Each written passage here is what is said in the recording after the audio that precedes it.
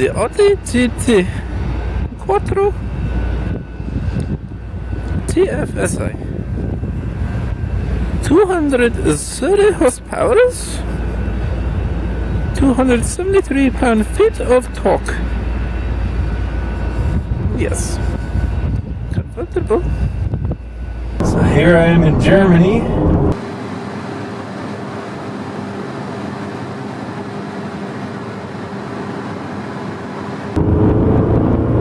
Me and Samantha were going from Munich down to a little town called Berchtesgaden. And it borderlines Austria and Germany, and it's about a 1.5 hour, 2 hour drive from Munich. And to our delight, we came across this fucking epic road. Excuse my language, but it's amazing, and I'm very happy to be driving right now. It's the first time I've ever seen the Alps. It's amazing, and I get to drive this 2016 Audi TT, which is pretty awesome. I tried to get out early this morning, like around 6. That didn't work out too well, so we're gonna hit some traffic here, but I'm gonna try and show you the road as best I can, and I'll talk about this car a little bit too at the same time. Wow, it's a little slick this morning. Morning dew or something. It's a good thing we have all-wheel drive. I'm gonna leave the traction control on because it is a little slick. And so yeah, I'm driving the 2016 Audi TT. It's the TFSI version.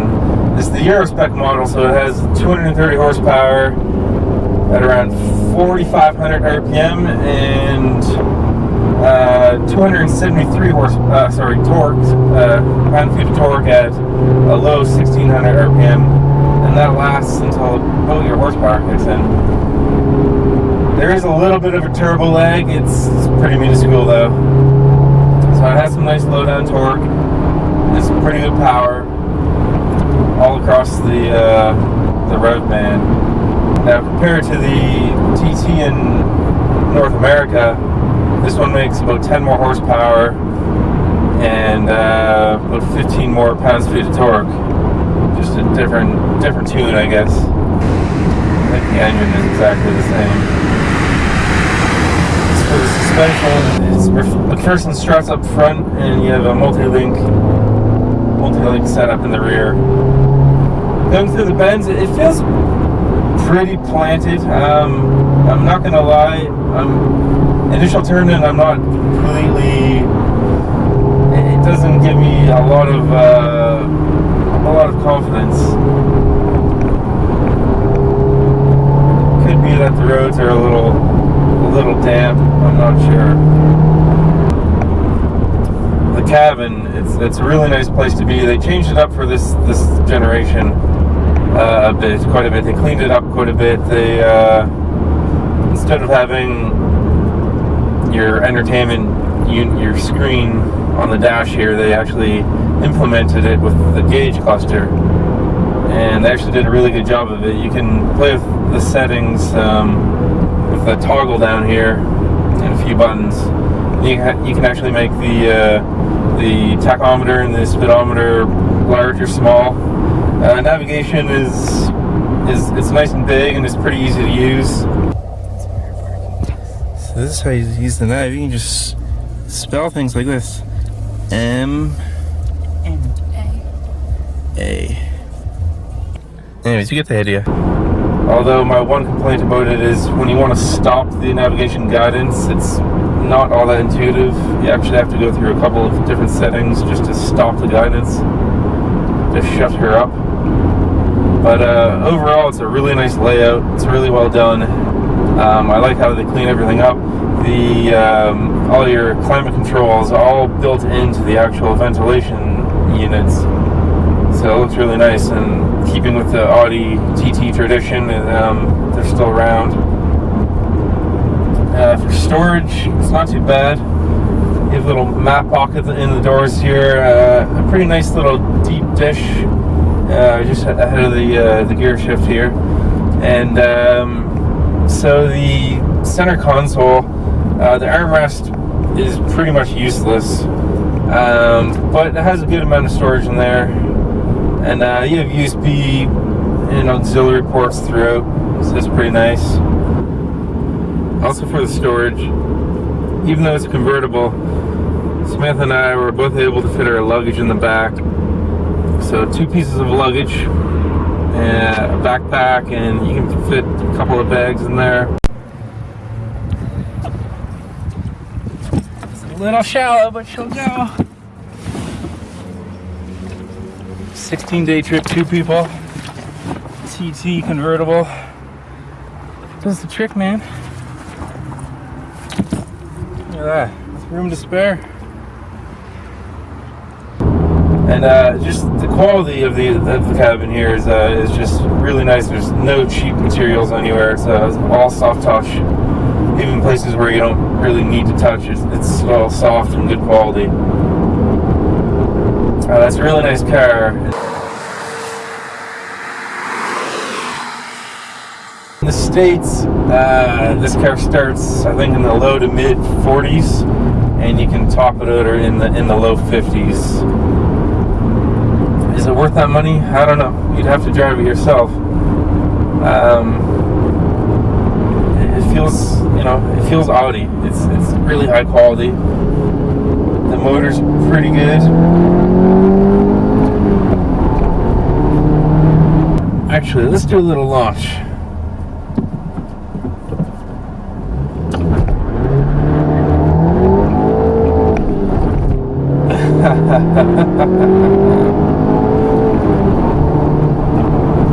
That's pretty good. So the DSG, they claim somewhere in the mid 5 seconds, 0 to 60. A little more for the manual. I don't know, it feels pretty quick to me. It feels under 6 seconds to me. I can't test it out right now with my app. It'd be cool if there was actually a 0 to 60 setting in here. I know some cars do that, but I don't think this one has it. The steering feels really nice. It's nice and heavy weighted. It's not too heavy, but it has a nice sporty heavy feel. The steering wheel is really cool too. It has a flat bottom, nice 9-3 grips, and you get your 10 and 2 notches, and it just looks the part. It looks really cool. So I'm not the best heel-toe driver, and in fact I kind of suck at it, but I can do it a little bit. I find it a little challenging in this car because it doesn't blip up as quickly as I want it to match that rev.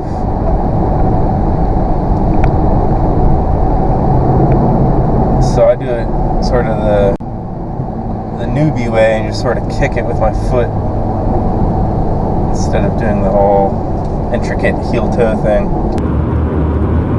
Brakes work really well in this car. I find they're a little touchy though. As you're on them, it can give you a little jolt. The tires on this thing are, I think they're Bridgestones. They're 245, 35 all around. So all the pedals feel generally pretty nice in this car. And the shifter, I really like the shifter. It has a nice smooth engagement. It's not the shortest ever, but it's pretty short, and it has a nice solid notch. You can feel letting you know that you've engaged your gear. It's really easy to find the gears. It's nice and clean. Slow them down a bit for this town here, and then the roads open up and they get a little more fun and twisty.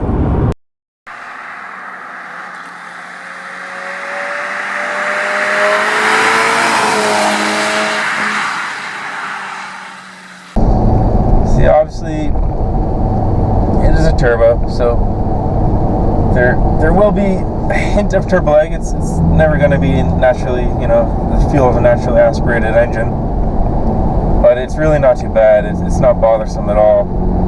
Some people actually like a bit of turbo lag. Adds to that little kick in your butt.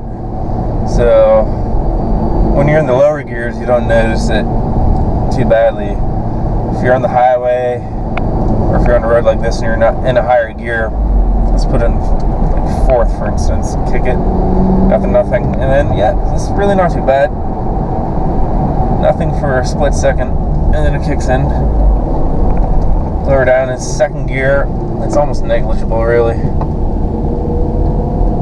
Nice little, caused some traffic, unfortunately. Oh man, I might have to just circle back because we're in some fun part of the road here. This guy's not driving it like the way I want to.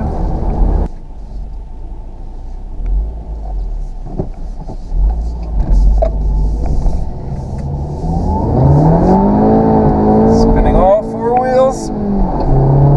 Traction control off. Actually, when it's off, you can feel it rotates a lot better. When it's on, you get some push, which is nice and safe. Wow, that sun is blinding.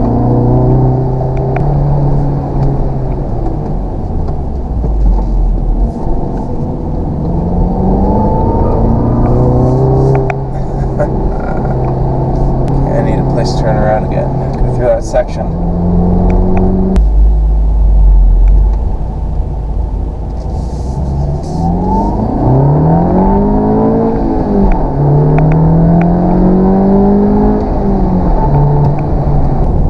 Yeah, the car to the corners here, it feels like it, on the initial entry, it just feels a little heavy.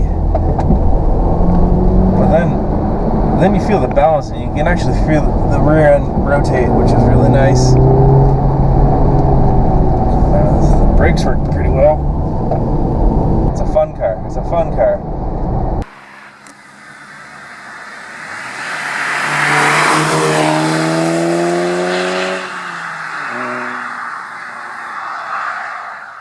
This is a convertible, so it's a little heavier than the coupe, but that's okay, because for this year they actually incorporated a lot of aluminum in the chassis based on the GCI's platform. I think it's called MQB or something like that. Correct me in my comments below if I am wrong. So they shed about 110 pounds since the last year's model, actually. The convertible is pretty cool. It's actually my first convertible I've ever driven. I've owned a Targa Corvette before, but never driven the convertible. We were ripping around one day, and it was really a nice day with the top down. It was pretty cool. It retracts in 10 seconds.